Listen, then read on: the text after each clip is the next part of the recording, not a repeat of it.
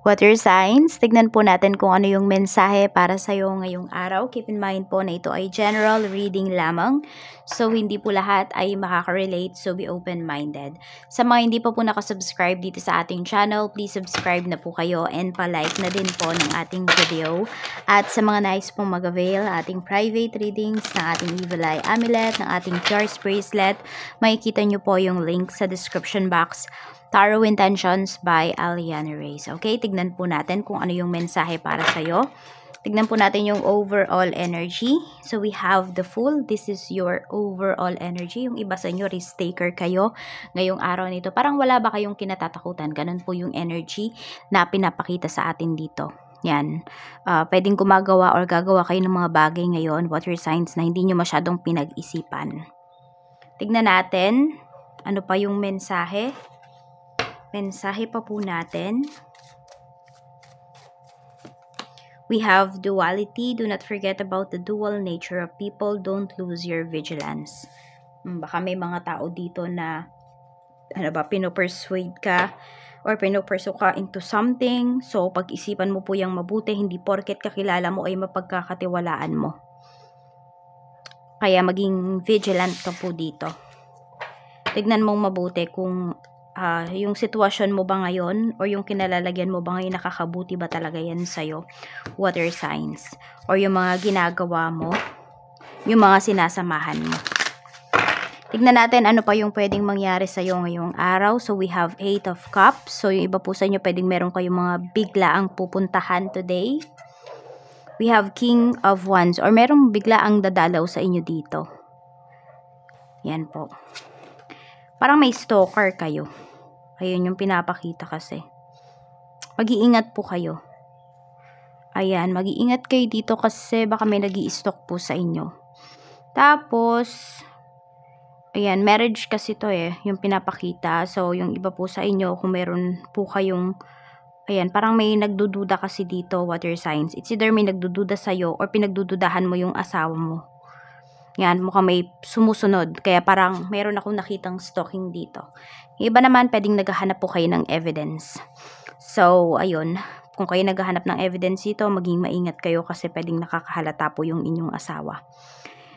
Okay, kung meron naman kayong nafe-feel towards dun sa may ginagawa yung asawa niyo, yung karelasyon niyo, wag nyo muna po agad-agad i-confront kasi mukhang itatago niyan lahat ng ebidensya na pwede mong makita.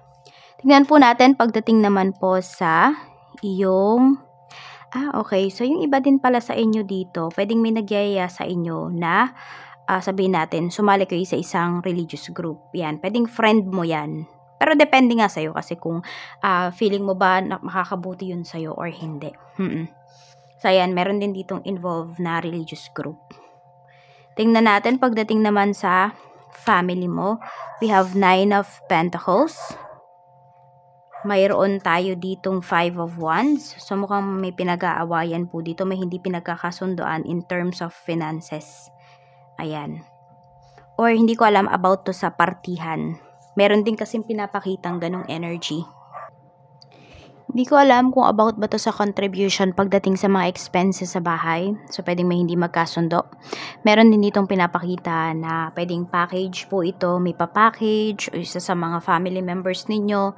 Tapos may nag-aaway-away. Parang nag-aagawan ba dun sa sa laman ng parcel, ganyan.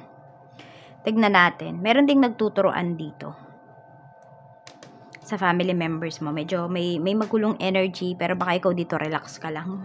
Tignan po natin pagdating naman, yes, yung iba nga sa inyo parang hindi nyo masyadong sineseryoso yung mga, yung mga ibang nangyayari po sa life niyo or sa ibang aspect ng life nyo.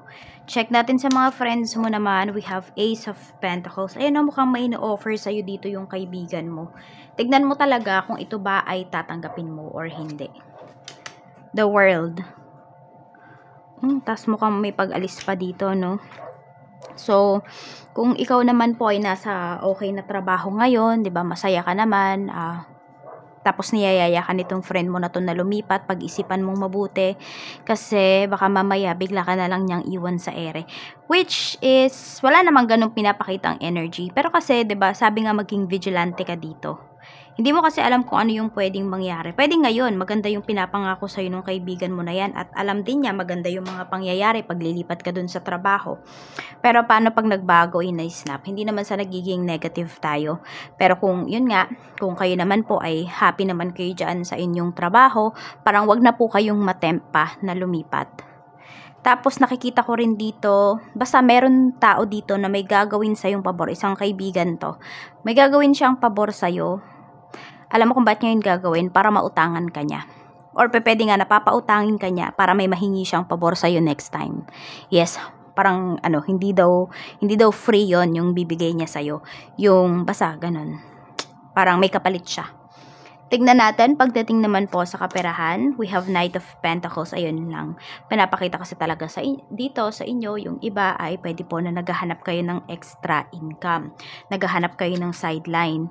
Queen of Wands. Okay, more on anong na-pick up ko kasi dito is more on makeup artist yung iba po sa inyo. So, ayun, baka magaling kayong mag-makeup. So, pwede nyo po yung maging sideline yung iba sa inyo. Maging makeup artist for some of you. Sa mga events, mga ganyan.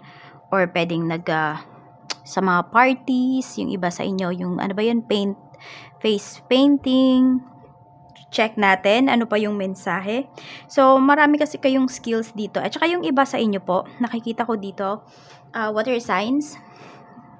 Yung iba, parang meron kayong lakas ng loob. Kung hindi man po ninyo perfect or hindi nyo masyadong gamay yung isang bagay, basta may lakas ng loob kayo, kayang-kaya nyo daw yan, basta kikita naman kayo ng pera. Tignan natin, ano pa yung mensahe pagdating naman po sa iyong, ayun, sa mga nag-apply ng trabaho, tignan natin. May marireceive ba kayong good news dyan? Yes, mayroon po. Mayroon. Sa mga nag-apply naman ng visa, ng kahit anong papers to, permanent residence, citizenship, yung mga ganyan, work permit, yung mga ganyan, tama ba? Working visa, yes po, ma-approve siya. Ma-approve siya. Lalo na yung yung may balak dyan na kayo manirahan talaga, or meron kayong mga kasama na ng mga family members ninyo. Yun, parang magiging mas easy para sa inyo. Ewan ko ba, yun yung pinapakita dito. Tignan natin, pagdating naman po sa iyong trabaho. Sa mga may current job, we have 3 of Cups. Ayan po, oh. Okay. Parang sinasabihan nga kayo talaga dito ni Universe, wag na kayong lumipat muna ng trabaho. 2 of Cups. Parang maging, muna kayo, maging kontento muna kayo pagdating dito sa inyong trabaho. May mga mag-o-offer po talaga sa inyo, but you cannot guarantee kasi na magiging maganda mas magiging maganda yung kalagayan mo doon. Kaya parang wag ka munang tumingin sa kung ano yung ino-offer sa'yo. Ayan, more on ang gawin mo dito, pag walang ino-offer sa'yo, tsaka ka maghanap. I mean, yung kakilala mo yung nag-o-offer sa'yo, ha. Oo, parang sabihin mo na lang, tumanggi ka na lang sa kanila. Kasi ang kailangan mo dito ngayon, yung ikaw yung magdedesisyon. Yung sarili mo lang talaga, yung walang magsasabi sa'yo na, oy, gusto mo ba na doon ka na lang sa trabaho namin? Or lipat ka sa trabaho namin. Yung walang magbibigay sa'yo ng ganong kaisipan. Okay lang naman na lumipat ka kung ganon. Yung walang magbibigay sa'yo ng hint na meron silang ganito, ganyan. Tignan natin. Tsaka divinely guided kasi yung trabaho mo dito ngayon, water signs, kaya wag mo munang basta baliwalain to. Dito po kasi pwedeng, kung hindi ka fulfilled ngayon, pwedeng maging fulfilled ka dito pagdating sa trabaho mo. Yun lang, wag ka kasing magmamadali talaga. Tignan natin pagdating naman po sa negosyo. Ayan, yung negosyo ba na uumpisahan mo, magiging mayaman ka ba dyan? Diyan ka ba magiging successful? 3 of Wands, yes. Yan. Makikilala ka dyan, hindi lang sa lugar kung saan mo itatayo yung business mo, even sa ibang lugar. Kamusta naman po ang sales ng mga may current business? Knight of Swords, ayan po, mukhang isang bagsakan dito yung inyong sales, yung inyong, yung kita ngayong araw na ito. So, maging aggressive daw kayo dito sa pagtanggap ng mga kliyente. I mean, maging maaga po kayo. Tignan natin sa mga single mom, single dad, byudo at byuda. Kamusta naman yung energies para sa inyo? Love energies. Hiding their true feelings. Okay. So, yan po para sa mga single natin dito. Meron po nagkakagusto sa inyo. Kaya lang, hindi niya sinasabi yung totoong nararamdaman niya. Ganon din po sa mga single mom, single dad natin, sa mga byudo at byuda. Bakit? Kasi po, kasi hindi niya sinasabi. Yung sa mga sa mga single natin, pwedeng na-intimidate. Pero ang nakikita ko kasi dito, dahil sa mga single mom, single dad, byuda at byudo, kasi iniisip nila na yun, meron na kayong anak. Baka hindi sila matanggap nung family, yon. So, may pagkaduwag itong tao na nagkakagusto sa inyo. Okay lang yun, siguro mas mabuti pa, wag na siyang umamin kung sino man siya. Kasi, di ba, kung ganyan yung naiisip niya, hindi pala niya tanggap ko na rin na meron kang anak. Di ba? Meron kang mga anak. So, bakit niya paguguluhin yung buhay mo? Di manahimik na nga lang siya, di ba? So, ayan. Kaya mag-iingat kayo ha kung sino yung pinapapasok nyo sa life nyo or papapasukin nyo sa life nyo. Kasi po, hindi lahat tanggap kung ano yung past ninyo. Tignan natin pagdating naman po sa doon sa mga married natin at saka sa mga in a relationship. We have mind games. Ayan, parang tinetest ka dito. Ayun nga, meron, 'di ba? Sabi ko kanina parang meron dito nag-i-stalk. So ayun po, parang hinuhuli. It's either kayo yung hinuhuli or kayo yung nanghuhuli. Kung meron bang iba, what your signs? So, ayan. Meron dito sobrang masikreto. Yan, pwedeng asawa mo yan, pwedeng karelasyon mo yan. Kaya po yung iba sa inyo, parang hinuhuli nyo talaga sila. Ano ba yung sasabihin? Ano yung magiging reaction? Ano ba yung ginagawa ng person mo? Hiding information. Sabi ko nga sa inyo, wag nyo muna yan agad-agad. I-confront kung wala pa talaga kayong ebidensya. Kasi itatago niya na lahat ng evidences na pwede mong makita.